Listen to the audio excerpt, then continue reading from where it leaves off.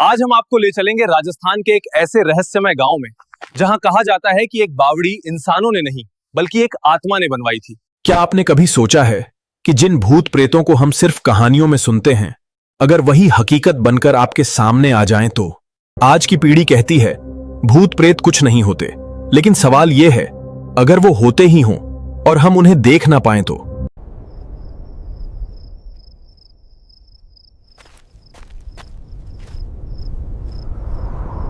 राजस्थान के जोधपुर से करीब 90 किलोमीटर दूर एक पुराना ऐतिहासिक गांव है, रठासी। यह गांव जितना शांत दिखता है उतना ही डरावना इसका अतीत है। कहा जाता है कि मारवाड़ के इतिहास में राजपूतों की एक शाखा पहले कापरड़ा गांव में रहती थी, लेकिन वहां के युवा राजकुमार साधु संतों की तपस्या में बाधा डालने लगे। तुम्हारी आने वाली पीढ़ियां इस गांव में कभी चैन से नहीं रह पाएंगी। यह श्राप सुनते ही राजपूत परिवार भयभीत हो गया और उसी रात उन्होंने कापरड़ा गांव छोड़ दिया। भटकते भटकते वे जिस जगह पहुंचे वही था रठासी गांव। रठासी में ठाकुर जयसिंह का एक महल था। महल के भीतर एक अधूरी सी बावड़ी थी, जिसके बारे में गांव वाले कहते हैं इस बावड़ी को इंसानों ने नहीं भूतों ने बनवाया था। लेकिन इसकी शुरुआत कैसे हुई? एक रात ठाकुर जयसिंह घोड़े पर सवार होकर जोधपुर से रठासी लौट रहे थे। रास्ते में सेवक पीछे छूट गए और अंधेरा घिर आया। घोड़ा थक चुका था और प्यास से तड़प रहा था। अचानक रास्ते में एक पुराना तालाब दिखा। जैसे ही ठाकुर साहब आगे बढ़े, उन्हें एक अजीब सी परछाई दिखाई दी।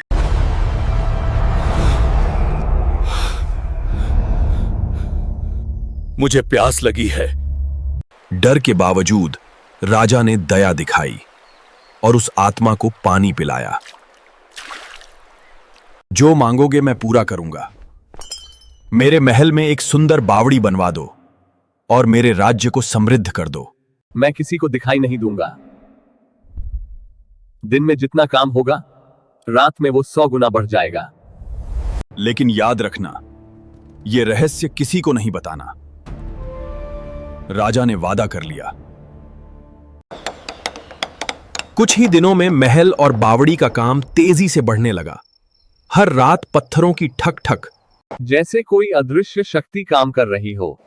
गांव वाले हैरान थे। इतनी जल्दी निर्माण कैसे हो रहा है?